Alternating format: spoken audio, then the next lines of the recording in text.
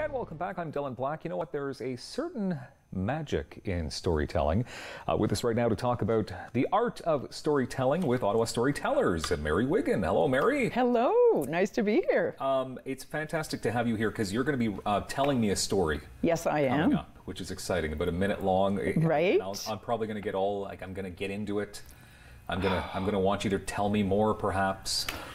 Looking forward to that. Oh yeah, don't encourage me, or I will. You can go on and on. That's the good sign of a storyteller, though, right? To get people hanging on. Storytelling is a wonderful art because it's rather unique in terms of I can tell a story, but if there's no one to listen to it, there's no meaning in it. Yeah. There's no life to it. Okay. You hear the story and you're going to create whatever images you see in your own mind. Interesting. And it's a marvelous way to engage an audience. How long has Ottawa StoryTellers been around for? About 30 years. 30 years.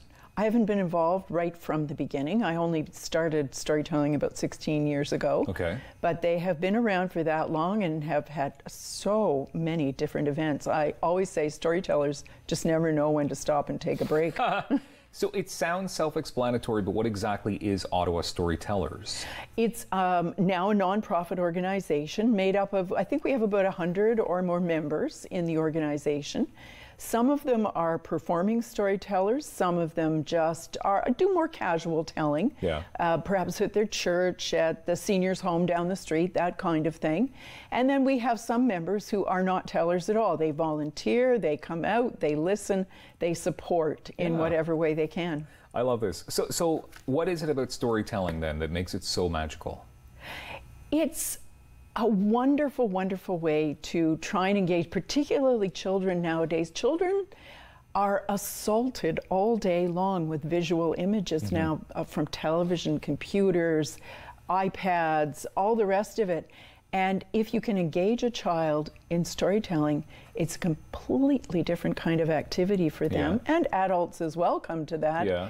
I remember the first formal storytelling I attended, it was one teller sitting on a stool telling the Otter King, a great epic from Ireland.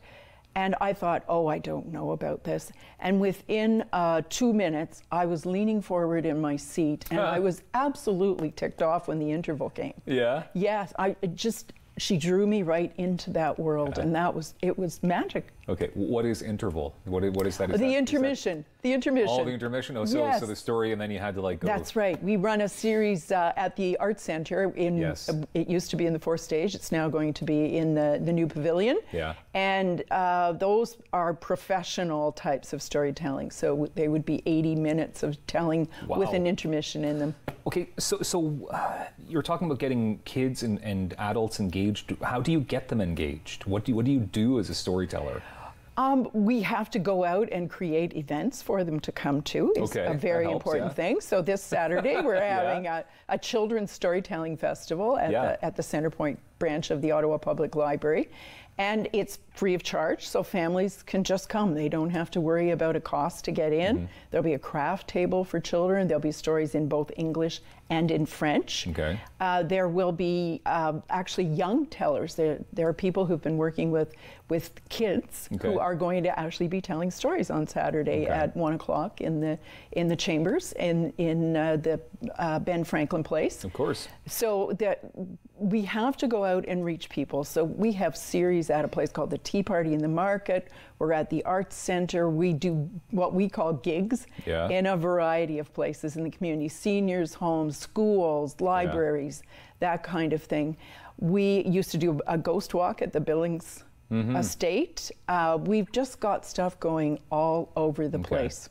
Okay, I'm just curious though, I mean, how you get a person like actually super engaged, because it's a tough world where people can tune you out very quickly, right? Yes. And so you have this magical power sort of to keep people. Well, we actually run a beginner's storytelling class, so we are trying to engage people to learn how to storytell as well. We've just finished one up on Saturday. Okay. And it's a skill. It's I can imagine. Yes, absolutely. Okay. Well, I want to see that skill put to work here. So, all right. And I think I offended you as well, because when you were coming to sit down on the couch, I asked you where your book was, and you were, what are you talking about? You're not the first.